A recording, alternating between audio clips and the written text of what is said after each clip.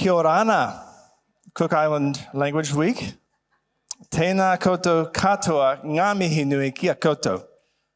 It is really exciting for us to see all these faces, for people from across the church spectrum who have gathered to learn about serving this city in times of need.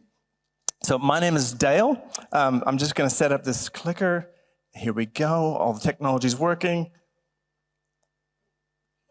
It is working. How are we going? Someone clicked on something else. Here we go. Welcome. Brilliant.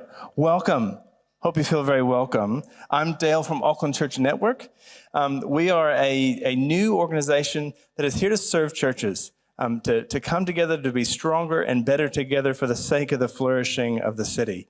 So we love serving the Church of Auckland. So it's really great to have you here. And my name is Kaz, and I work for Convoy of Hope, as per my branding on my top. And we are a global humanitarian organisation, and we do disaster response, community engagement, and global programming. And Joel, one of our speakers, will probably allude to a bit more, but that's me in a nutshell. Awesome. We want to thank all the volunteers that are helping. Tonight, we've got folks on sound and videography at the back here. We've got a team helping with supper and cleanup. It's so amazing. And we want to give a special thanks to C3 Ellerslie for partnering with us for this venue. It wouldn't happen without good partnership. Just some really quick housekeeping. So if you go out those doors to my left, your right, and then left again is the toilets. Always good to know. If a disaster happens, i.e. a fire, then exit out of the doors and meet at the far side of the car park by the road. And also, one last thing, please make sure that your mobile phones are on silent and do not disturb, because we'd hate for someone to get a call while one of our speakers is speaking. That's right. Well, folks, I'd like to kick this off with some prayer. So let's pray.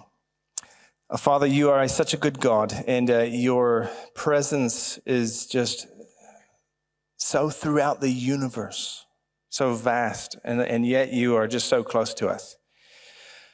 And Lord, tonight we want to be equipped, we want to be inspired to serve this city. We've been humbled by weather events of recent times, Lord, and we really want to connect this practical service with your incredible, expansive gospel. So everything that we do tonight is about this big, huge kingdom gospel. We are about you, the King, and we want to be about your business, the kingdom. And so inspire us and equip us. We thank you for the body of Christ gathered here tonight. Lead us, go before us. In Jesus' name, amen. Amen. Now, Kaz is going to update you in just a moment on, we've had the privilege of partnering together in the response to Hawke's Bay. Many of you have given to that. But just before she does that, a couple of quick things. Well, I wanted to let you know about this resource. A few of us went to the town center last Thursday as this resource was launched by Auckland Emergency Management and Religious Diversity Center. It's called the Resilient Religious Communities Guide, and it's a signal that the government is recognizing that churches and religious communities actually respond and actually care about our world. And so it's a really cool sign, and we were really happy to receive a few of these copies. If you'd like one, I've got a few copies. Come see me afterwards, and I can get one of those in your hands. The other thing I wanted to say is that, we've gathered a few people tonight to talk about disaster response, but we can't get everyone on the stage that responded to these disasters. So some people in the room would have responded or will be connected to people who responded. So we just want to acknowledge everyone who responded to these weather events. Can we express our appreciation to them? Now I'm going to hand it over to Kaz, who's going to lead us. I don't know what's happening with this. Technology, it should work. Okay, Kaz, help us. So first of all, I just want to say on behalf of Convoy of Hope, a massive thank you to those of you that have partnered with us to enable us to do what has happened in the Hawke's Bay region. it's been absolutely amazing just to see the unity of the churches, A, here in Auckland, but B, in Napier Hastings, just how everyone's just come together. And it's been such a privilege to see. So I'll just touch briefly, really quickly through partnership, what we've been able to achieve. Oh, you've given this to me now to try and work out technology. This house actually, I'll just quickly, we saw this house again. Joel and I have just been down there for 2 days. And we saw this house yesterday, and this house actually travelled 900 metres down the river in the floods. So where it sits now is not where it actually was originally, but it's all been stripped out now. Most of the walls, etc., don't exist. Dale, you might have to help me with this. That's all right. Right. So through partnership with this network and some other organisations and working with the churches, obviously down there, we have seen over 5,500 meals distributed, and that's still ongoing. There's still churches that are cooking meals daily and giving them out to people. Over 200 homes and orchards have had silt removed and cleaned, and again, that's still ongoing. There's still houses that haven't been cleaned out, and there's still orchards that haven't been cleaned, but to date, that's what's been achieved. Over 800 personal household kits have been distributed. We have, again, working in organisation, have purchased 7 second-hand caravans, and people are now in those caravans living on their land trying to repair their house. And 6 families are now back in their homes. Either churches have helped them resheeting, carpentry, electric work. So it's been amazing to see the progress from day one. So again, thank you. You guys have played a massive part in what's happening down in the region. So that's a little update from us as to what's been happening in New Zealand. Yeah. Thank you so much for helping us partner and serve this region and helping Auckland churches respond to our neighbours in the Hawke's Bay. Thank you so much. You. It's been a real privilege. Some wonderful photos there. Yeah. Oh, and then one other thing I forgot to touch base on was one of the churches, they set up what they call an adult toy library, which was basically you could borrow diggers, generators, all that kind of stuff. So they set up a website where people could donate those items, and then people needed those items, they could go onto the website and grab those items. And then also that same church, they funded a resilience program for 5 cyclone-stricken schools and contributed to a community garden project. So as you can see, the breadth of what we've been able to do in partnership with you and partnership with the churches down there has been amazing. Awesome. Thank you so much. We've got 5 wonderful presenters this evening. We want to introduce them to you. First we'll have... So first of all is Joel Bell, who Joel is the director for the Oceania region for Convoy of Hope, and we've come over together. So Joel will be speaking tonight, which I'm excited to hear. We also have Sally Lavea from ADRA. We have Andy Robertson from World Vision. And we have Karen Jack from CBM. And Leao Tildsley as well. She's from Saves 9 Consultancy. And she was really intimately involved with the response in Ranui Baptist, one of our local legends. So without any further ado, I want to hand to Joel Bell. Let's give him a hand as he comes up. So my name's Joel. Kia ora. It's great to be here. And Dale, again, thank you so much for pulling all this together, but also just for everyone that's doing something. You know, in our experience, a lot of people, I'm just keeping on the time because there's 5 of us and we've got to get through this. It's going to feel like you're sipping from a fire hose tonight. In many of our experiences with people, sometimes we feel like we can't do anything because you can't do everything. And we just keep encouraging people to do something, even when you can't do everything. And then if everyone can do a little bit, you look back and you start to realise, wow, we've done so much together, which is really cool. Okay, that's a good place to start. That's fine.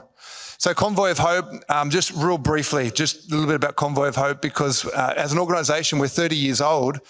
But my wife, Jules, and I got asked to start Convoy of Hope in the Oceania region just in 2020. So it's very new in this region. And we've only just been trying to create some awareness and get it out. But around the world, it's a bit of a household name. And so pretty much any major disaster you can hear about in the world, Convoy of Hope is right there in the middle of it. We might, I don't know whether it'll happen, but we might get to see some of those stats. So this guy here, Hal, is the founding president of Convoy of Hope. Started back in 1994, and he just started out the back of his pickup truck, just handing out grocery items, bags of groceries to people in need. That's really how it started, and that's what's happening from there. Okay, we'll just go with yours, not mine. I'll just follow you, okay?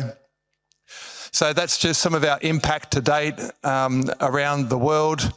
Over 200 million people have been served, $2 billion worth of food and supplies that go out. We've got these really big distribution centres where we can get things together and get them out around the world real quick. It's one of the reasons we started Convoy in the Oceania, because our head office is in Middle America, Springfield, Missouri. So you can imagine by the time you get it trucked all the way out to the west coast of the US and then put it in shipping containers and send it down to this part of the world, it's, your kids have grown up. Like the disaster's well and truly gone. And so we've got to get something down here so that we can help. And so we're just trying to work with churches, through churches, in order to create some kind of response. Disaster response, by the way, is not the only thing that we do at Convoy. It just seems to be the thing around the world that most people know us for. So that's just some of the stats. This is kind of a bit of an overarching view of Convoy of Hope. We're involved in disaster services all over the world. We've got a whole lot of things happening in the Ukraine with, that's not so much a natural disaster, it's a humanitarian. It's a man-made disaster with the war. But disaster services, community engagement, a whole lot of fun things there. I really love talking to churches and helping churches reach their community and figure out just the little things that they can do to start to get into the community so that we're not just focused on Sunday. Sunday's great, but God gave us 7 days. So it's good to figure out what we can do with all the other days of the week. And then global programming. We're feeding like 533,000 kids every day in 37 different feeding program centres around the world. This is Convoy of Hope Oceania. That's my wife and I actually jumping on a plane heading out into Outback Australia. If we hit the next one, that's just the region it shows you. That's Indonesia, Australia, New Zealand and the Pacific Islands. That's kind of our region that we focus on. That's our team. If we keep going, this is just a couple of highlights. Natural disasters just in the last couple of years since we've started. The bushfires, you probably heard about that back in 2020. That was horrific. That's kind of where we cut our teeth on. That was our first disaster. A whole lot of things happening there. If we go to the next slide, that's Vanuatu and Tonga, the cyclones and the volcanic eruption that created the tsunami. I can't even imagine what it would be like living through a tsunami coming through your village and through your town. And that was during COVID. We couldn't even fly in. We weren't allowed to get in. Vanuatu was completely locked down, and so we had to work with the Air Force to get things and the Navy to get things across and distributed through churches, everything over Zoom and over phone call. So that was pretty amazing. The flood response last year, tragic, and it kind of really helped us. So as soon as the flood response happened here this year, we're still in the middle of the response, the recovery back there in the northern New South Wales. We were just part of a project. It just finished yesterday, 100 homes in 10 days, getting a whole stack of tradies to just converge on that entire region and try and get a whole lot of people back into homes. New Zealand flood cyclone response. Kaz just kind of mentioned that. That's that house that we just drove past yesterday. Just up the street from that, we drove in. We were some local pastors and they took us into this neighbourhood that I just thought we were driving on the beach, but it was actually meant to be a road under us. And we drove in and around this little community, which doesn't even look like a community. All the houses the silt was filled right up to their ceilings. Everything, all the windows and doors have been blown out. We drove around the corner and we're having a look at the house that I could hardly even see behind the silt wall. It was 3 meters high.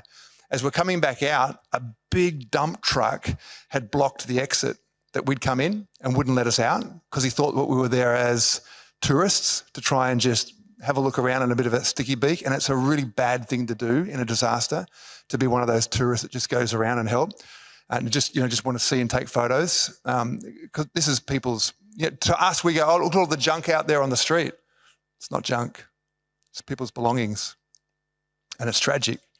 And so we just said to the pastor, quick, just get out and go over to the truck driver and tell him who we all are and how we're here to help. And as soon as he found out that we're trying to raise money and we're trying to do more and this is what we've done already, he just was like, moves his truck forward. Thank you so much for being here. This is incredible. But he wasn't going to let us out at first. He blocked us in. So that's kind of what's happening. It's, right in the middle. You guys know what's happening in Hawke's Bay. It's in your backyard. Global disasters that are happening around the world. Just some stats. We can keep going. So disaster services. What is it? I think the next slide is, what is a disaster? If you look at the definition here up on the screen, a disaster is an occurrence that causes human suffering or an event that creates human needs that the impacted individuals cannot be alleviated without assistance. Basically, in a nutshell, a disaster is when something bad happens to a whole bunch of people and they can't do anything about it without our help. And it could be man-made, it could be natural. And so that's a whole bunch of different disasters, the different types. And in our ring of fire, all of those things are right here, aren't they? So before we go to the next slide, just yell out, what are some of the impacts? Some of you just yell out, what are some of the impacts of a disaster? Homelessness, deaths, unemployment, disease, injury, disability, anxiety, stress, family breakdown, domestic violence, financial insecurity, like the whole towns and cities can go into depression. It is just incredible. And that's just some of the things we're thinking about in our own backyard. Imagine a disaster like the Ukraine. Like, just so much bad things can go wrong. So here's, if we just flick over to the next one, just a whole bunch of things there. But if you look at the next slide, they're really grouped down into physical, spiritual, mental, emotional, economic. They're the types of the impacts of disaster. Next slide, please. This is the phases. Most times in a disaster, what happens is we all start in the red. It's response. And we respond to a disaster, and in many situations, we're not actually sure what to do in a disaster. And a lot of people panic. There's a lot of things that happen, a lot of things that go wrong in a disaster. And what we wanted, part of what we're doing tonight with all of us sharing, is just giving you tiny little nuggets, and none of tonight's comprehensive. We're all doing a little bit, and we're hoping that out of this it will whet a bit of an appetite for you to become more curious and maybe get different ones of these people into your organisation, into your church, and do longer workshops, because before you get to response, that's when a disaster happens and we respond. But before that is really preparedness, which is a little bit what tonight's about, getting prepared. And before preparedness is mitigation. And if you can mitigate something before you have to prepare, before the disaster happens, you're way ahead of what's going on. A classic example would be if you have a house with guttering, with trees everywhere around you, mitigation would be to make sure that you have a good guttering system and a great, trees and everything's safe, so that in the event of a storm that you're not going to have major issues with your house. That's mitigation. Preparedness is making sure that your gutters aren't filled with leaves, because you could have had all the mitigation in place and a big rainstorm comes, and because you didn't prepare your gutters and make sure they were clean, the rain comes down, fills up your gutters and comes straight back through the sarking, flushing straight back into the house. And you flood your house even though you had mitigation, lack preparedness. So you can see all these things work together. But what we mostly know about this is response, and then we go to recovery, and then we forget the mitigation and the preparedness. So 10 points to you guys tonight coming out, because this is part of preparedness. And then we can go into workshops and into think tanks, and we can get innovative together about how do we actually create some mitigation. Hawke's Bay, how do we mitigate that from happening again? And maybe we can't mitigate it all. Well, how do we get prepared next time? Because there will be another flood, because they were already all talking about the last one. And so it's some of those types of things. Risk assessments, the potential hazards, vulnerabilities, strengths. This is a bit of a graph, a diagram that we put together for you on the next slide. When you're doing a risk assessment, everything in life has got, our boundaries is what creates our safety. And so we have, around your family, you've got nice little confines, around your community, around your city, around your country. And the vulnerability is where the wall gets broken. And so there's all kinds of things that can be a vulnerability. It could be infrastructure. It could be health services, livelihood, social impact, emergency management. But it's where something breaks through your safety net, your wall, that's where your vulnerabilities are. So a risk assessment is trying to figure out where are our vulnerabilities in regard to storm cells, tsunamis for New Zealand. Earthquakes, obviously, there was one just in Wellington 2 nights ago. But what are all the different things that you've got to think about with a risk assessment so that you can be prepared and be aware of what's going on? Role of the church. There's a bunch of church leaders here tonight. There's just some verses. There's many others you could think of. But really our role as Christians, as faith people, is to figure out how we can relieve people from these stressful situations, how we can bring comfort, how we can help people come out of these situations. We were with Mary this morning. down in Hawke's Bay. And we just happened to come around the corner and her gate was open, so we drove down. As we went down her long driveway to her house, it's been decimated. And she's on a plum orchard and it's silt everywhere. And so as I asked her a couple of questions, and she talked about how the flood was coming down the driveway. She didn't know it was a flood coming. She just saw water coming down her driveway. And so she comes back up into her house and she tries to mop up, and then she tries to put a towel down at the door and it keeps coming in. She gets back up into the stairs. She actually has a second story. So she goes up into her second story and it's coming up the stairs. This is a widow. She's in her 70s, lost her husband 10 years ago, lost her son a number of years ago. She's the only one on this farm, and she's now in the dark up in the second story, and she's seeing cows and sheep go down her driveway past her window. And with tears in her eyes, she's telling me. We walk back downstairs and outside, and she looked at this whole orchard, and she just says, I can't do this again. If you bring a chainsaw, this is all firewood for you. She's just done. There's all these kinds of crazy situations. So the role of volunteers, there's so many different things that we can do. We can help, we can prepare things, we can put things together, we can get out into the community. And a lot of times our churches, we don't do a whole lot at the beginning because we don't know what to do. That's what these types of workshops are for, so that we can start thinking about it and getting prepared beforehand and be ready for the next disaster. Next one. Some of the items, we can just go straight to the next one because I'm just thinking about time. So different things that you can put in a food hamper. We do baby hampers, we do pet ones. It's amazing the people that need different things. We even do gluten-free ones that we put together for people, and you just watch them cry because someone just thought about alternative milk. It's incredible, the tiniest little gesture that can just bring so much joy to somebody's soul. So all the different categories of supplies that you can have, just different things. We can keep talking to you about this type of stuff. Some of the things that go in a cleanup kit. Next slide. Another slide, is there?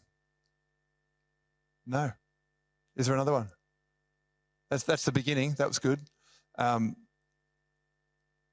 let's go to the next slide. I'm so sorry, guys. This has all kind of been jumbled up. It was all really nice here. Regional distribution centres, it's just an idea that we have to really help churches get into the community, the way that they can put food hampers together and get them out. It helps us create an infrastructure and a volunteerism structure so that when a disaster happens, we're ready to respond immediately. But in the interim, it just creates a great weekly ministry for churches. You can come and talk to us about that if you want. Preparedness is all about research. Local government, council, there's all kinds of, they call them M plans, management information plans and things that council are already well equipped for what needs to happen in a disaster. It's just the general public that don't know about that. And so the more that we can be as churches finding out what the management plans and the service plans are in disaster situations, we can be on board and work with the local authorities. That's really important. And some of the things that you can do to prepare, all the different areas in regard to that. Next slide. And just creating an action plan. This is really helpful. Do your research. Prepare your home. That's why in a fire. In Australia, which is where I live, there's a lot of ads, and we're heading into the fire season now. We're coming out of winter into summer, and a lot of ads are going to be get down low and go, go, go.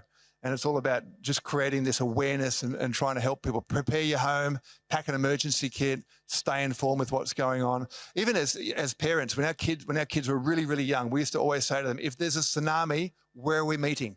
If there's an earthquake, where are we meeting? And you could ring our kids right now and they would tell you which hill we go to, what place we go to, if we get separated, where we meet. Just those things, even as families, just trying to create that kind of preparedness is really helpful. And if you scan that, we can give you a whole lot more resource and different things. So if you want to get your phone out, you can scan that code, and we've got a whole lot of other things that we can help you with, or at least just start a conversation. That'll get you a link to our website as well, and to socials and some of the stories. It'll keep you updated with what's happening in Hawke's Bay as we continue to work with other churches. So feel free to download that and just take a photo of it, and there it is. It's all yours. So thank you, Joel. That was awesome. I think you've basically presented half of my, or nearly all of my presentation, so maybe I can go back down and relax. Kia ora, talofa love everybody. My name is Sally, and I am the National Program Manager at ADRA. And it's an absolute blessing to be here with you this evening. Thank you to Dale and Andy for the opportunity. So, who or what is ADRA? Glad you asked. ADRA is the global humanitarian arm of the Seventh-day Adventist Church with 118 country offices around the world, including New Zealand. So we partner with local communities, organisations and governments, and we deliver culturally relevant programs that build local capability for sustainable change. So here's a picture of, hopefully, our beautiful ADRA team. Not that hopefully they're beautiful, but hopefully it comes up. They are beautiful. And I am so blessed to be part of this ADRA family, this ADRA team. And so there are a couple of them that are actually here with us tonight. And so you might be able to chat to a couple of them after this as well. Because we are a very small team, here in New Zealand, we work in partnership with our local churches to implement community initiatives and maximise our resources. We also have our international programs team that do some wonderful work with some countries, obviously overseas. So our purpose is to serve humanity so all may live as God intended, free from poverty and hardship. Our motto is justice, compassion and love, which is based on Micah 6. And our values are makoha, compassionate, kaha, courageous, and whanaungatanga, connected. Now, I am by no means an expert in this area of disaster-ready church. However, as I share ADRA's journey in disaster-ready church, my prayer is that it will provide some practical and helpful learnings for you and your church. I've chosen 3 key elements to share that have been pivotal to us in our journey to becoming disaster-ready churches. So the first thing being respond. Now, Proverbs 29:18 says, where there is no vision, the people perish. And so as a church and as a network and as an agency, this is really important. And so when we look basically back at our journey, it began with the Love Thy Neighbour COVID response. So this is my t-shirt here. And so when the pandemic hit, we had to look at, as Joel shared, what are the needs of the community?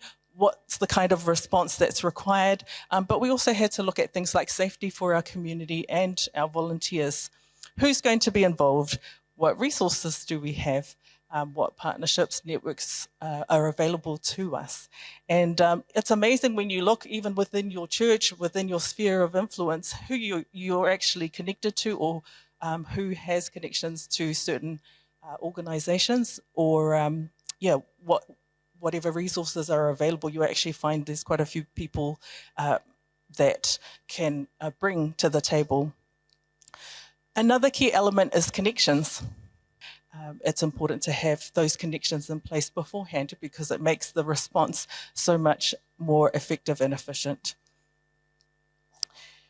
So with our Love Thy Neighbour response, and our connection to the churches, as I've been sharing, being important, it meant that when we did put out the call for a response or for those volunteers to respond, we had 37 churches put up their hand across New Zealand. And this meant that we could be in those local communities and be much more effective in terms of because those connections were already in place. As a church, this element of connection also provides opportunities for us to connect with our communities. And with our Love Thy Neighbour response, you'll see here in the picture behind me, we gave out things like support like grocery gift cards, mobile top-ups, depending on the need of the family. And what also went alongside with them was a note of encouragement.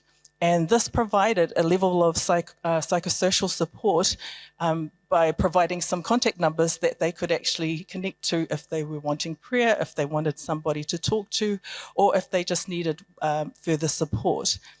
And, you know, what we found too was when people, because we had our local volunteers go and deliver this and it had to be done socially distant, you know, going to somebody's mailbox and then giving them a call to say, okay, I'm just dropping this in your mailbox now, come and collect it, so that it didn't get lost or it didn't get stolen. You know, people in the community really appreciated that, even that, you know, just seeing somebody there, because with COVID we were all separated or closed off from each other. So it made a really big difference. And this was some, really positive feedback that we received after the initial COVID response. The last element that I want to share is equipping. And this is where training like this Disaster Ready church event and disaster workshops are important to developing our people. So for ADRA, our Love Thy Neighbour response or debrief after our initial COVID response allowed us to connect and then realise the need for further equipping was required to grow and develop our Community Champions Network. And so birthed our monthly Champion Zoom meetings and our yearly Community Champions Conference. A few months ago, with the assistance of our ADRA Australia team, we launched our Disaster Ready Church workshops in New Zealand. And the first was in Auckland and the second being in Hawke's Bay. Our Disaster Ready Church program is based on the disaster management cycle that was shown, and it helps our church to think about how we can strengthen our church and families by looking at prevention, preparedness, recovery, and response. And as shared, the biggest learning from this really was that preparedness makes the most significant difference pre- and post-disaster events, and that it helps to build resilience in communities. And after the event or disaster, it actually means that the recovery is quicker, is much quicker for those families or people impacted. So to close out, I just want to share a little bit, a few pictures of our team that went down to Napier. So when Cyclone Gabrielle hit, we as a team here in New Zealand were like, okay, how can we respond? What's the need? How can we do this thing that we're a small team here in New Zealand? And so we were keeping really prayerful about and that, that's what I love about how God works too, in terms of how he works things out, because we, our capacity was limited, but we knew that, there are people out there that are willing and wanting to actually be the hands and feet of Jesus. And so one of our champions, our community champions I had seen had posted, she had gone down to Hawke's Bay and had partnered.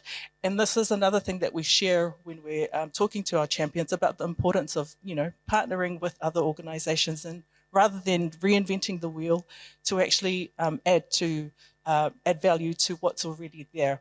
And so through our volunteer champion that I touched base with, who had been down there, we were able to connect in with a local group called the Hawke's Bay Cleanup Crew, and we were able to take a small team down to be able to assist with cleanup for the week.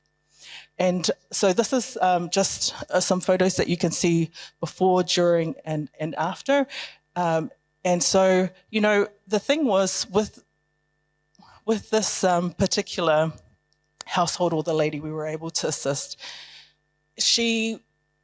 all she wanted was for this space to be cleared up, because she wanted to reconnect with her son and her daughter-in-law and her mokopuna again, because they had to move out. And so they were disconnected. And that was really all that she wanted, was if we could have this space cleared up again, then it would mean that we would be able to reconnect again faster. So that was what the team was able to do in an afternoon. And she came back and she just had tears in her eyes, because for her, it was like she could now see that connection again happening with her son and daughter-in-law and her mokopuna. So it just, I think what it does is it brings so much hope, to people who are just sometimes so discouraged and are hurting. And so this was something that we were just really blessed to be a part of, and to be able to do for her, something small for her.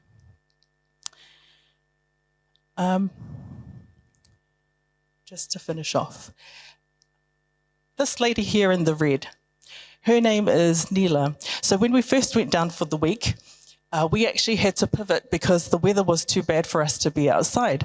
So what actually happened initially in the beginning of the week was Neela, we went to assist Neela. And so Neela survived the tsunami in the Philippines, moved to Christchurch, survived the Christchurch earthquakes, moved to Hawke's Bay, and then survived Cyclone Gabrielle.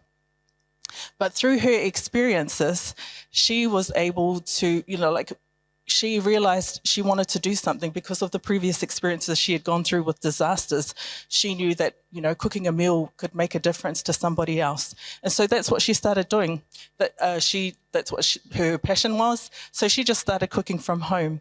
And as word grew and, demand grew, God provided through some other people, like an Asian supermarket that heard about it, gave her a commercial kitchen space. So then she was able to go into there and produce more food.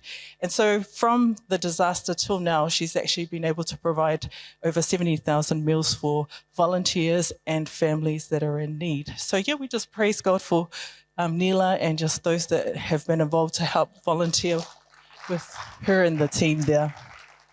So it was a blessing to be able to do that. And then this is our team that was able to assist with some of the families down in Hawke's Bay in terms of cleanup as well. And so again, an opportunity to connect with each other, in terms of other people that you may not know from your other churches, but also to develop, and to learn. I said, I'm not an expert, so this was all learning for me too.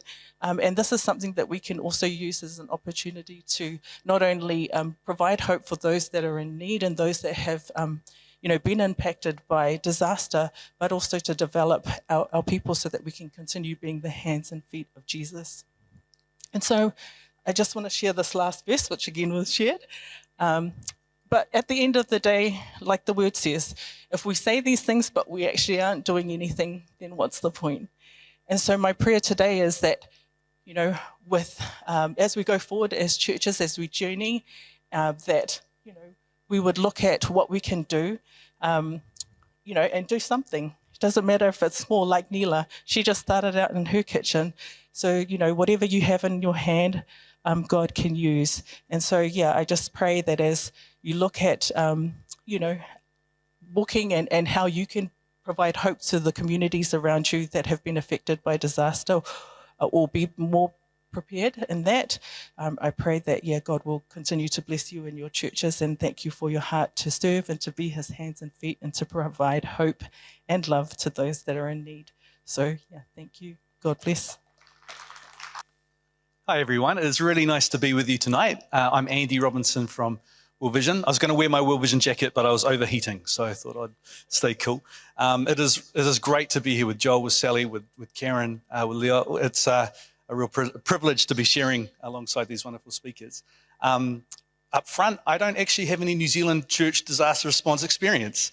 My background is in international aid and development. I've been involved in this field for about 20 years. And I'm passionate about the role church can play in times of disaster and crisis. And I've seen the church at work and at its best in the Middle East, at work and at its best in Europe most recently with the Ukraine refugees, and in the Pacific. And in the Pacific, the church is just so well known and respected for the role it can play in disaster response. And I think we have the opportunity to really celebrate what church can do here in New Zealand. I want to focus on one particular topic. Sorry, I forgot to introduce my colleague Matt. There he is. So World Vision, we're a child-centric, unashamedly Christian organisation. I'm going to be referring to a number of resources that we have available, and very happy to connect with anyone after this tonight if you want to get hard copies or electronic copies of what we have to offer, either myself or Matt. Very happy to have a cup of coffee with anyone who wants to unpack any of this in a little bit more depth. And Matt and I both love a good chinwag, so it would be our pleasure. I kind of want to talk on the theme of the role church can play in limiting the extent to which a natural disaster can become a social disaster. Just to define some terms first. So psychosocial, when we talk psychosocial, kind of the general layperson's term is psychosocial is the way a person thinks, the way a person feels, and the way they interact. And we know that when someone has experienced a crisis or a disaster, when they're under pressure, when they're stressed, when they're distressed, their psychosocial well-being can be distorted. And it's really important in a disaster that we help people restore that psychosocial well-being for a number of reasons. But the first is because unless someone is in a healthy state mentally and emotionally, they can be highly limited in being able to pick up their lives and go again. This was really made striking to me when I went to Fiji a number of years ago. Fiji impacted terribly by Cyclone Winston in 2016. And I was in some of the communities that had been impacted. It was about 18 months after the cyclone, in fact. And in the north, aid agencies had done an amazing job at responding to physical needs, particularly around shelter, providing families with concrete building materials so they could rebuild their shelters, providing crops and seeds so families could replant the food that they depend on to survive, the food that they sell as their livelihood. But there had been a massive gap around the psychosocial support at an individual, at a family, and at a community level. And what was so striking to me was seeing 18 months later, shelters that hadn't been rebuilt, even though the concrete and the timber was there, fields that hadn't replanted, even though the seeds and gardening equipment weren't there, because people were not in the right mental and emotional state. They had lost the sense of hope. They had not the capacity themselves to pick up their lives again. Psychosocial support can take an extended period of time to help people come right. And I think particularly when we think of, say, the recent Auckland floods, well, we know families at West Auckland, where I'm from, they haven't been flooded just once. They haven't been flooded just twice. They've had multiple floods. And that stress, that pressure of every time having to pick themselves up, clean up the muck, get their house back right, and then another flood comes. And so for a church to be able to wrap psychosocial support around people coming through a crisis is so important.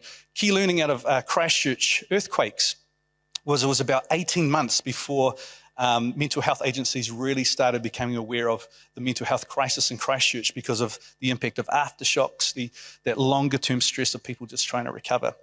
So churches can help. Churches can play a really important role in that psychosocial support post-disaster, whether that's making your church available as a community hub where people can just come in, have a cup of tea, have something to eat, and where you have people equipped in your church who can do what we call psychosocial first aid, and I'll come back to that in a second.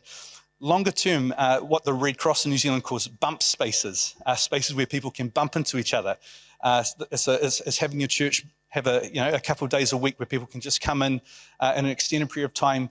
They're choosing to come in because they want to socialize, they want to connect, and they can connect with people who are willing just to give them a time of day to chat. I love what you were sharing about Mary. It's knowing the people in our communities who might be isolated, who might be have very limited social networks, who you can go and visit in their homes, who you can phone, who you can text, and being intentional about that. But even if your church is not, say, being proactive or running some kind of relief program, it's actually just being mindful of those who come to your church on a Sunday. And for those being aware of behavioural changes. Is that person who's normally outgoing now withdrawn? Is that person agitated? Just being aware that there are going to be those in our own congregations who've been impacted, who we need to reach out and support. There's so psychosocial first aid, I'm not even looking at my slides. I would highly advise getting some training on it. Psychosocial first aid is not rocket science, but it needs to be done well. It needs to be done with intentionality. And if it's done badly, you can do more harm than good. So psychosocial first aid, it's very simple training, and those are kind of your three principles. It's looking, being mindful of who's there, and looking for behavioural issues, as I mentioned. It's listening. It's just being really good at listening and not pressuring people to open up, understanding body language cues, knowing how to approach different people, because we are a country of diverse cultures and diverse personalities. And this important one, and both Joel and Sally have talked about this, it's knowing how to link people to the help they're going to need. And that is that big piece of preparedness that you're going to hear again and again and again. You can't link people unless you know who you can link them to. So that in your community, it could be police, that could be civil defence. But I want to talk about also things like Women's Refuge in New Zealand. Because the other piece why psychosocial support is so important is we know every disaster that happens around the world, we are going to see a surge in domestic violence. We're going to see a surge in gender and sexual-based violence. We're going to see a surge in child abuse and neglect. And it happens here in New Zealand. Recent research done just prior to this year's floods and natural storm events looked at the last 20 years of disaster in New Zealand and came away and said, domestic violence in New Zealand doubles, if not triples, whenever we had an event here in New Zealand. We know in Christchurch that within the first weeks, there was a 20% spike in the number of calls to women's refuge centres.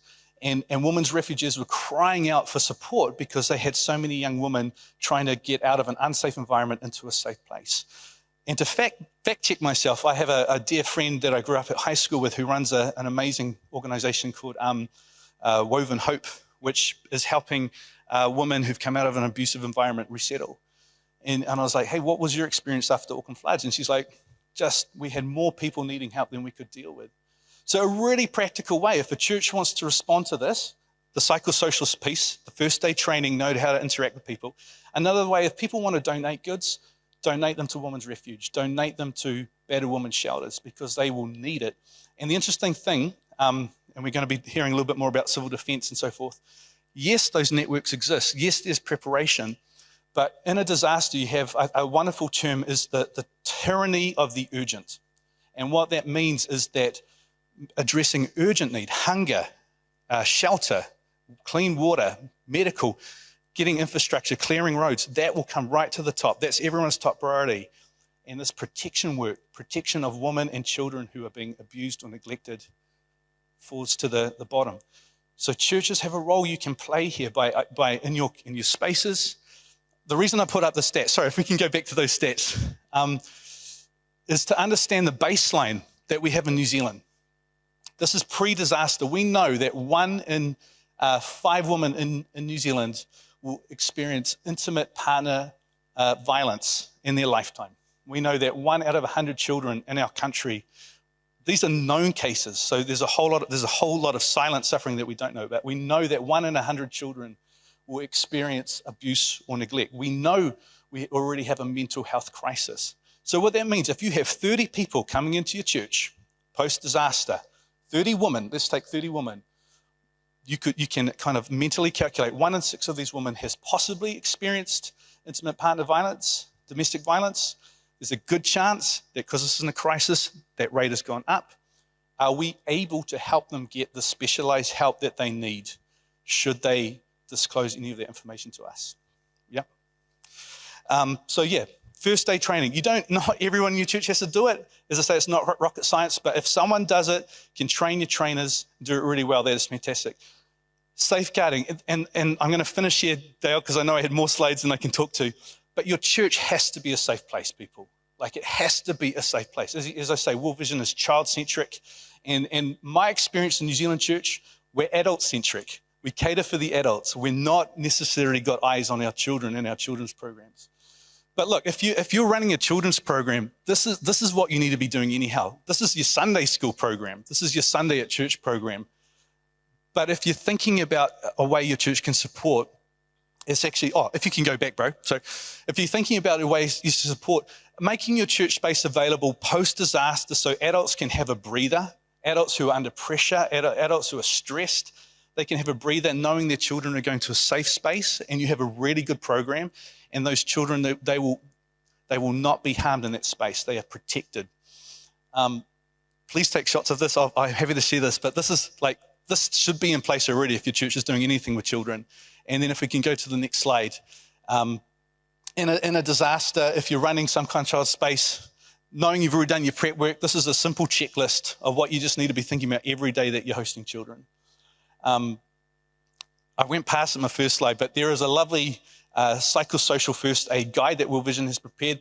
Very happy. Matt and I will make sure you can get a copy of it. If we can go to the next one.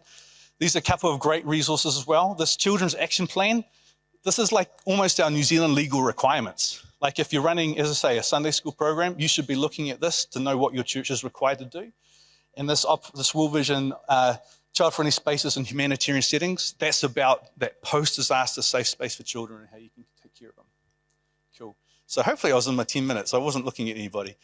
But thank you. Love to chat more with anyone at length. And I get to now hand over. First let me say, I've only just met Joel for Convoy of Hope. Love what you shared. Thank you so much and totally agree.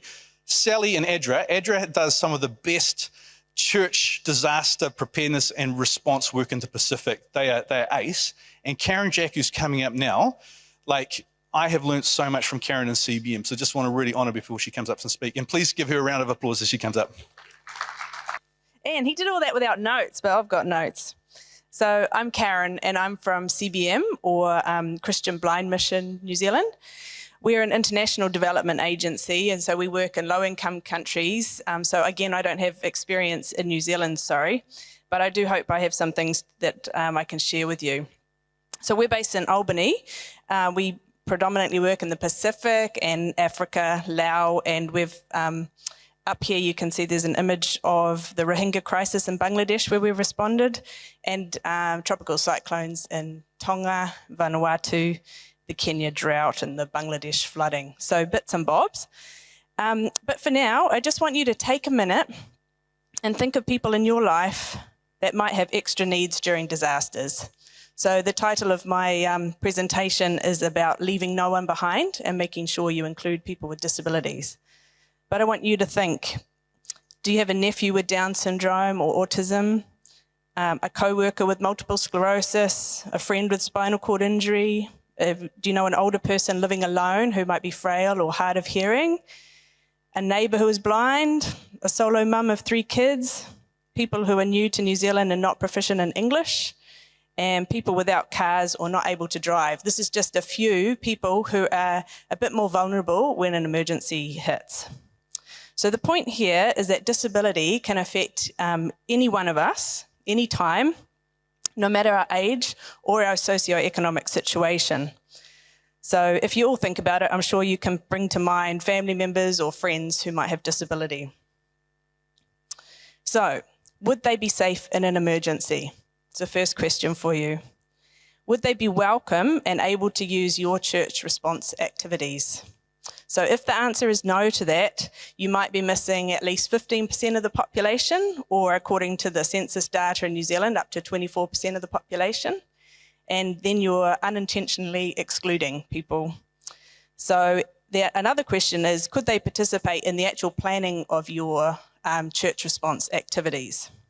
So let's think about people who are deaf or hard of hearing. Would they hear about the impending disaster? Would they hear about your church response activities? And if they came to your church, would you know how to communicate with them? What about physical disability or difficulty moving around? Would they be able to get to the evacuation centre?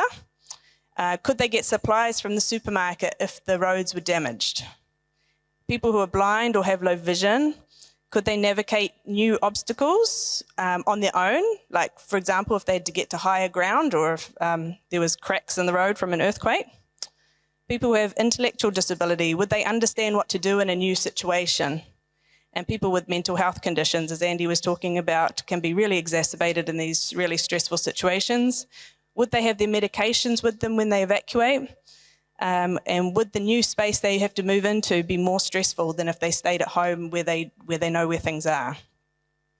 So if you do cater to the needs of people with disabilities, you'll be catering to most of the population's needs. For example, parents with strollers or older persons, and ethnic minorities who don't know English. So it's really about not leaving anyone behind.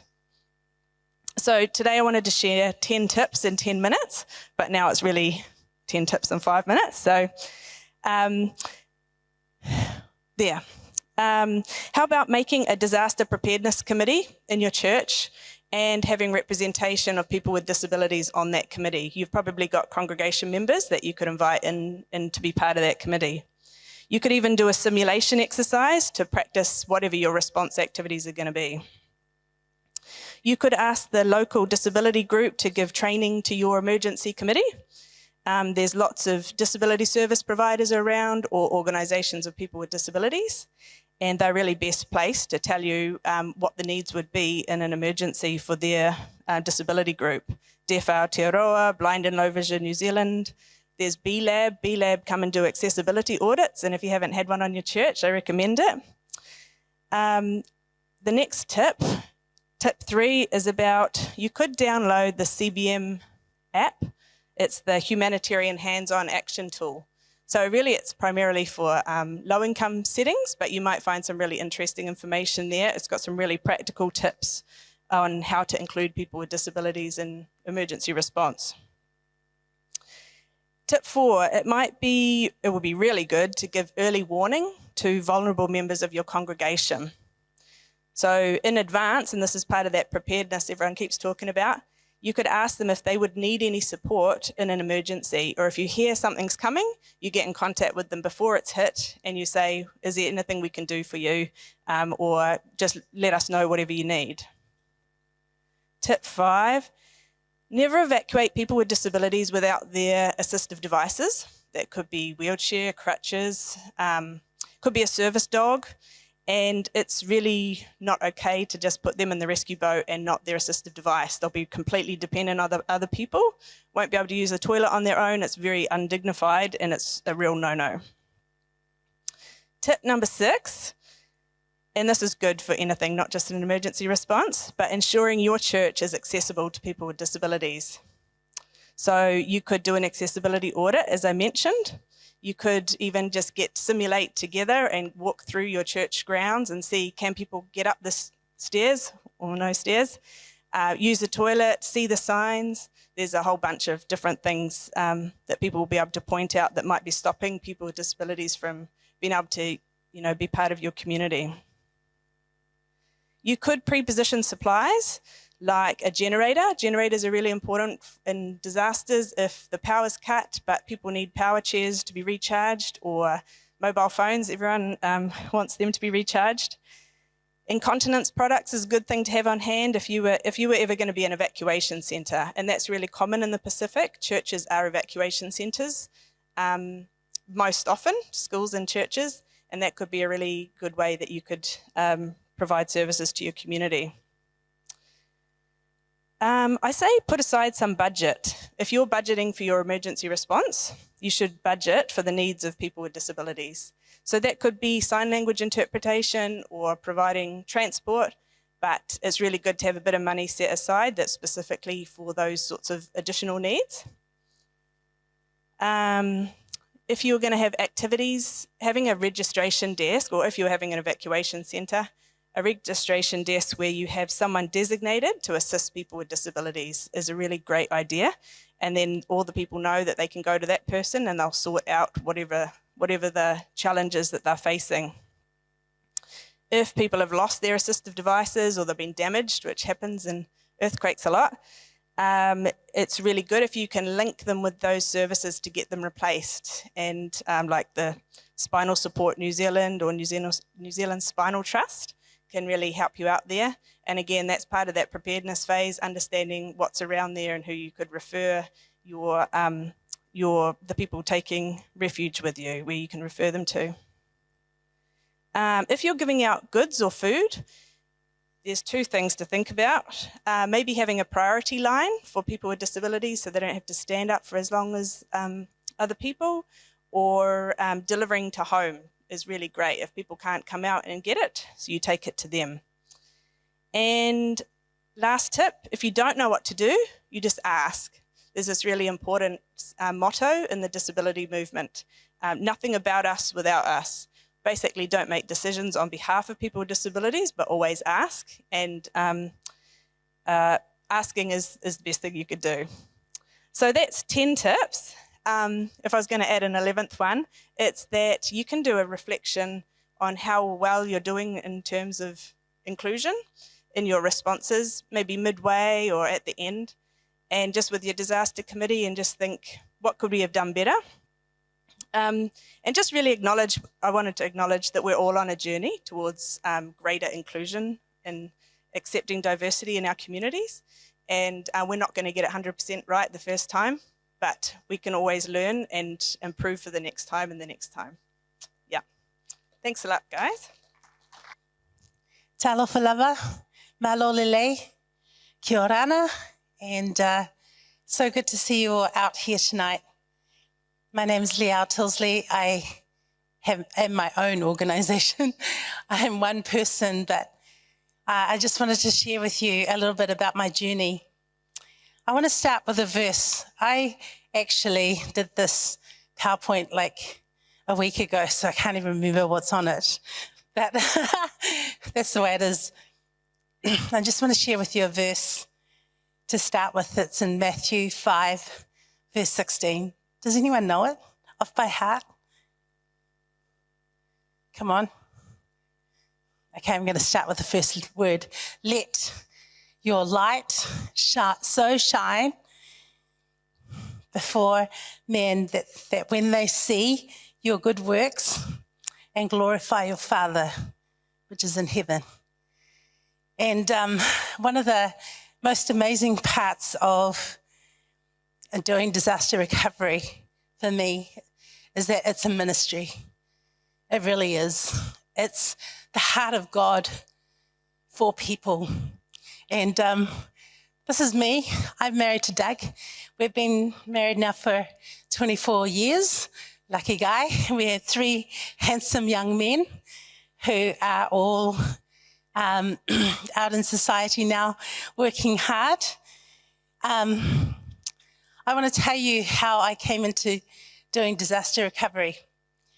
A few years ago, possibly 8 years ago, I kept having dreams, and the dreams were disaster related. So earthquake, volcano, just a whole lot of disaster stuff. And they keep recurring. And so I said to God, what do you want me to do with it? Like, what can I do? What can one person do? And I had to keep asking him. And as I started doing community development work, I found that there was a huge gap between government, council, and the people. Huge gap. So I said to God, okay, if we're going to do this, you're going to have to help me with this. So we started on a journey where I started doing ICE workshops. So ICE stands for in case of emergency. So I reached out to Auckland Emergency Management, Civil Defence, and I said, I have an idea. Would you help me with it? And one of the most amazing things that I want to share with you is that churches don't have to do it alone, okay? We've got councils, and sometimes they seem to be the enemy, but they're not. And when you've got really good ideas, you come to them. So I went to council and I said, look, I would really like to learn more about what emergency response is, and I'd like to run some workshops. So they thought it was a great idea. And so they actually contracted me to run workshops in community to prepare them in case of a disaster. So how amazing was that? One person. So we did that for about 1.5 years. And then I got involved in schools, obviously. And, oh, here we go. Oh, that's cool. Thanks for that. So yeah, there's sometimes a gap between council and the community, which I already shared with you. I'm just going to talk because a lot of what was said tonight was exactly what we need to do as a church. So what we did was ran these workshops, and it was incredible. The community response was amazing. But then sort of as the time went on, they were like, yeah, there's no disasters here. Yeah, thank you though. Thanks for coming along. You know, we don't have anything like that here. By the way, does anyone know how many volcanoes there are in Auckland? Have a guess. 50? Anyone else? 57? 53. There's 53 volcanoes, so as far as I know, from Auckland Emergency Management. 53 just in Auckland. How cool is that? So after listening to all this, are we all prepared? Anyway, let's go to it. So Ranui happened at the beginning of this year. And what happened was, and this is my dream, I would love for a CDC to open up and 5 churches open up at the same time. That's my dream, is that we be prepared as a church. So Ranui Baptists knew that I had been running these workshops. So they said to me, would you come in and roll this out? So I literally walked in on Monday and I got the job on the spot. And we rolled out an incredible, we had a free op shop. We had chefs 24/7 who made breakfast, lunch and dinner. We had beds. We had up to 80 mattresses that were donated to us. We had a food bank. We had everything that we needed. God supplied in the most amazing way. And from that, because I shared with you that verse on about, God being glorified in your good works. This past week at the town hall, Ranui Baptist was recognised by Auckland Emergency Management, and we were given a certificate of recognition for the work we did. So how cool is that? I'm telling you, they're a bit hesitant with churches, especially when it has church on it. But we fought against that, and we said, no, we're going to be available and we're going to be there for them 24/7. So we took all of our learnings, and after 3 weeks of helping Ranui, we packed there was 3 trucks with supplies, with generators, with gas bottles, and we went down to Hawke's Bay. So we were there, we partnered it up with some churches. I've been there on and off for 12 weeks, just helping on the ground. I helped in the distribution centre to just help them coordinate a lot of their work. It was amazing. It's amazing where God puts you. So, yeah, we can go to the next slide. From all of those experiences, I've come to the conclusion that God can use one person. God can use 2 people. It doesn't even matter how big your organization is. If you're willing and you're obedient to the Lord, He will use you in an incredible way. So one of the things I wanted to share in regards to your church is find your lane. Find what you're good at. You don't have to be everything to everyone. You can find something that your church, the heart of God is for your church. So it could be just charging people's phones, as simple as that. It could be the whole thing. But don't try and be something that you're not, because God's given His heart to each church for the thing that they need to do in community. But don't be mistaken, this is a ministry. This is not just an opportunity. This is God's heart for His people, because it's a battle for the souls of men. That's what it comes down to. But if He can use one person, if He can use me, then He can use you too. So thank you. I'll ask a question to get us going, shall we? So any one of you answer this, but what is an example of, churches, we often want to dive in and get involved. Are there ways in which we can sometimes help that aren't helpful?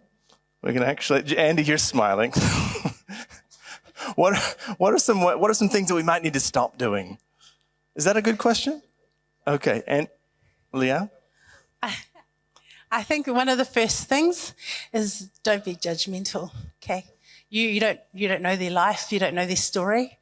Don't be judgmental, accept them, and then let God speak to you how you minister to them. Very good.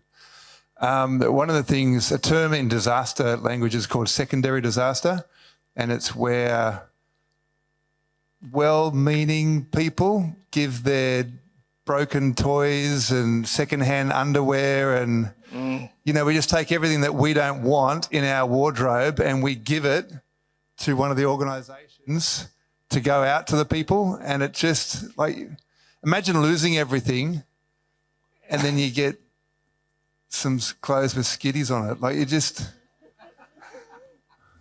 Could you define skitties? What's that? No. Could you define skitties? No. No. Sorry. So the whole idea is to put honour on people and dignity on people. And you don't need to spend a lot of money. You can get lots of discount stores, but just something new to somebody, even a cheap price, something new to people. I think we would all say, if you can't do something new, please don't give old stuff that you don't want. It just doesn't help. It's called secondary disaster, because then it's all sitting there in a pile and now we have to figure out what to do with that, not just everything else that's been destroyed. Yeah, I was going to say the same thing. It's a really big deal. I mean, a lot of people give what's called unsolicited goods, and it just, especially if you're sending them overseas, it really just clogs the wharfs. It stops the other proper supplies getting in that is what's needed. And guess what? They just get sunk out at sea. It's just all they can do. It's really expensive to clear the wharfs. So you really have to, if you're sending something overseas, make sure you've got someone clearing it on the other side and taking it out, and it's stuff that's actually needed there and not things like high heels or, pizza was delivered once and everyone got food poisoning. There's just all sorts of things that have been sent that's just not right. Yeah. Just to add to that as well is in terms of the local economy, by, providing sometimes goods and things, to the affected area, you also then are taking away from local businesses being able to sort of build up again, because people may not go and buy because they've received something.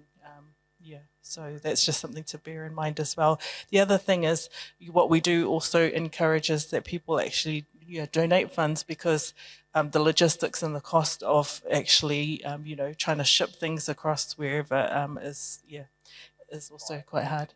And then because you could also use those funds to for people to buy, and then it's that, again, that mana, that dignity to be able to purchase what they need and also what they want. Sticking with the psychosocial piece that I was talking about, what I think is really important is caring for the carers.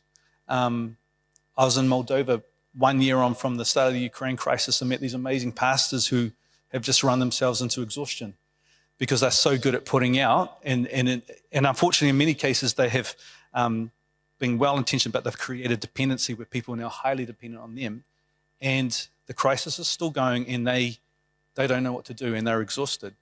And I think when we're thinking about churches and what we want to do as a response, the program can't be bigger than the capacity of our people. And if we're not caring for those who are the carers, who themselves might be well impacted by the crisis, then we are doing more harm than good. Excellent responses. Do we have a question?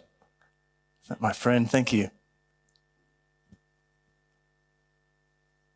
Kia ora, Karen. I used to work with Karen. Mike Potter, I'm CEO of Disability Connect. In a disaster, comms and information is really important, truth.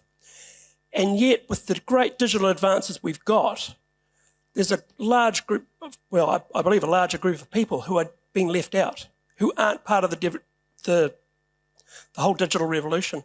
What advice would you give to churches about bringing that information that's needed in a disaster to people in their communities who are not part of the digital age? Yeah, cool, Mike. Well, we talk a lot about using accessible formats or a range of formats. You can't just rely on one form, like just putting it on a website or just putting it on a leaflet or just putting it in the radio. But when you put all these things all together, you create quite a comprehensive messaging to get out. Buddy systems, like I said, if you know someone who's vulnerable in your community, going to do a face-to-face and having a conversation and sharing this information is really important. Or having a phone line that someone can call that feels quite anonymous. Some people just want to be anonymous and they just want some information, but they don't want to have to do it face-to-face. Some people have anxiety about that. Even Braille formats. A lot of people now have screen readers, so if they're blind, they might have whatever's on the website can be read out to them with the program that they have. But then a lot of websites are not sort of compatible with that as well. So that's a really cool one for churches to look into. If you're going to redo your website, ensure it is compatible with screen readers or can be increase the font size. I think, yeah, that's what I would say. Thanks, Mike. Maybe just I like that. It's really good. I think maybe just one thing as church leaders is continually train and educate our churches to always be thinking beyond themselves. So just walk across the street, look at the neighbour, knock on the door, even some of the things that we're saying tonight about listen and look and be aware of things. So just in churches, not just make it about Sunday and theology, make our theology about people. And so if we're all inspired to take care of love thy neighbour, then we will be mindful in a disaster, just walk across the street. I think what's important, to start with, I think most churches have a database of people. I think it's just keeping up to date with who is there, as congregation, but also just have notes next to, whether they're alone or whether they're over 65, because they're vulnerable, especially during the flooding. It was terrible because there was nobody responding to them. Up to 4 days, there was nothing because they used their landlines. So it's really important for us as churches and as church leaders to make sure that our it's up to date. It doesn't matter how many people there are. Keep that database up to date so that you are in touch and you can give it to your administrators to contact them or to find out ways to keep in touch with them, because we don't want to do that again. No. Thanks once again. Do we have another question? Thank you, friend. My name is Mario. Wherever and whenever there is a disaster, there are unwanted elements and unwanted people there, always. Because the carers, the teams, the volunteers, they're so busy involved in their work. But there are other people who want to take that kind of situation, advantage of that situation. And do you have any safeguards regarding this? Anyone can answer.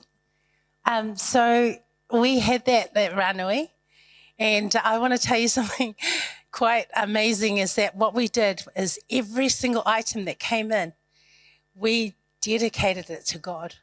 And we said, God, this all belongs to you. Whoever comes and just takes, and loads their van up or loads their car up, these are the kind of people we're talking about. May the conviction of God be on their life. So that's what we did, and we stopped worrying.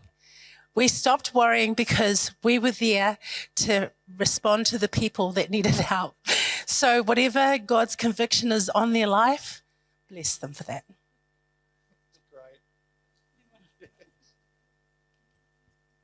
Thank you for the question, and I'll just come back to what I was sharing a little bit about churches needing to be a safe place. So what immediately came to mind as you were asking that question is children. If your church is running a safe space program for children, you need to know your volunteers in advance, because exactly as you say, the reality is people will take advantage of a disaster situation to put themselves in places where they can abuse the most vulnerable. And I've certainly seen that numerous occasions internationally. There was a case just in the paper today I read about an Australian childcare worker who's just been convicted. We know this happens in New Zealand. We know people will do that. So you need to have a vetting process, work with people you can trust. If your church is running as an evacuation centre, you need to be mindful. How are you going to keep women and children safe? You can't just have everyone in the same place. They need to be protected. So you can't, the rule of thumb is do no harm. That's the rule of thumb. So if you can't run a program that's going to keep people safe, you're not equipped to run it. So don't do it.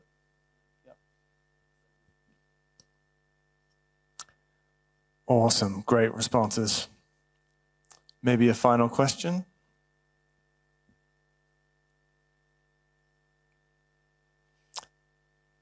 I'll throw a final question to you. as Christian leaders, we have spiritual values and a desire to see the gospel heard and responded to, don't we? And then there's this practical, physical needs stuff. Do you have any comments about the tension? You know, sometimes we want to help someone and maybe tack on a gospel tract or pray for them or do various things to make sure that they know we're Christians. Do you have any responses to weaving or balancing or that tension?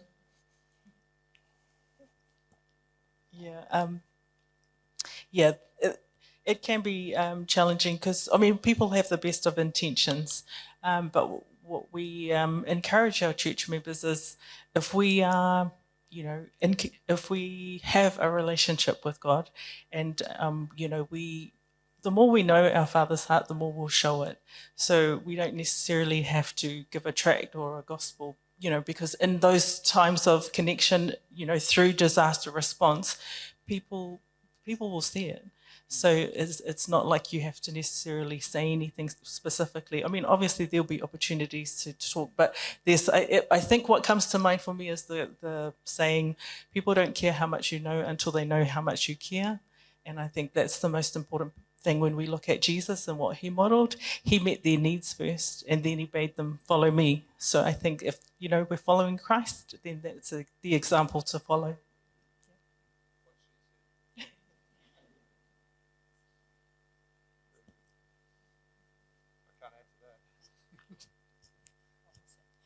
What we found during the floods is that we also had interfaith.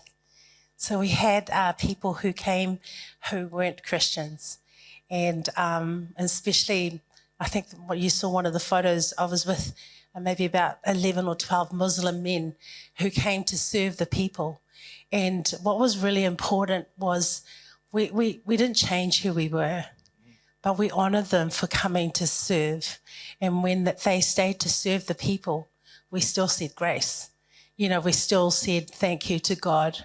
We honored them for who they were, but we didn't have to compromise. So even interfaith, when people come who want to help, be there with open arms.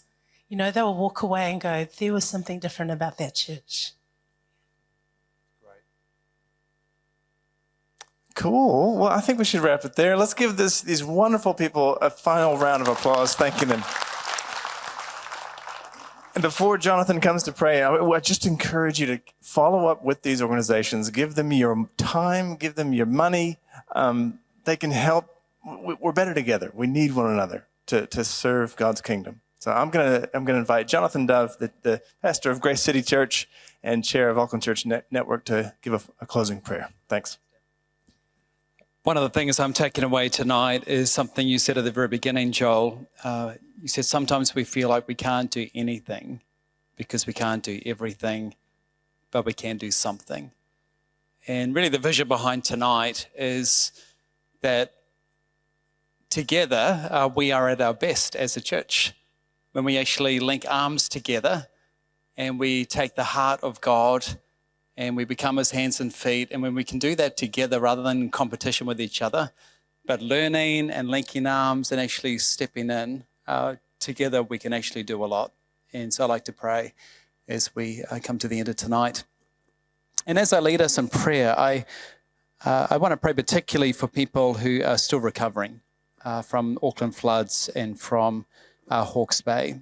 And perhaps if we just take just half a minute in quietness as you start to, picture people again and start to feel what people are still going through, thinking about people like Mary and what they must still be like, even though we're still many weeks or months away, knowing there's still so much work physically and emotionally and relationally to go. So let's just pause and that'll lead us in prayer, particularly for some of these people.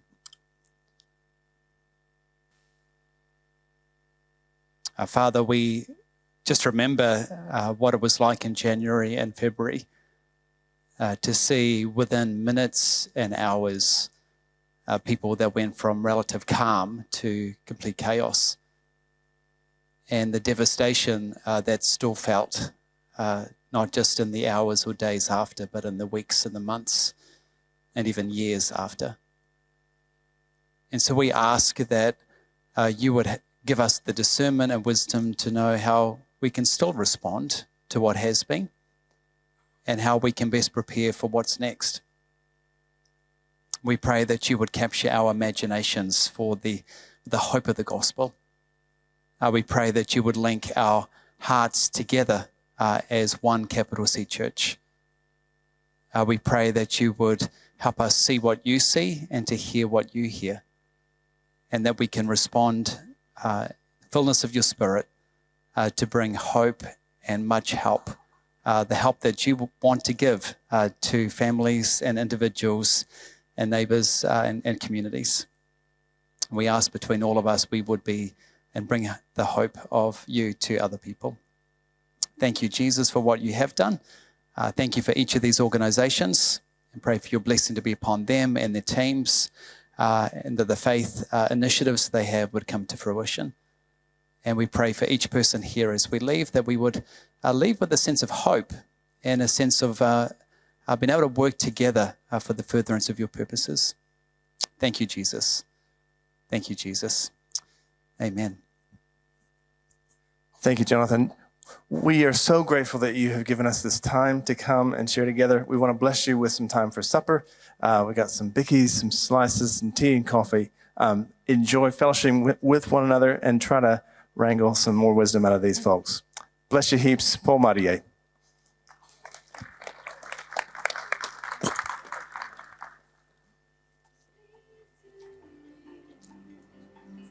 We reach where you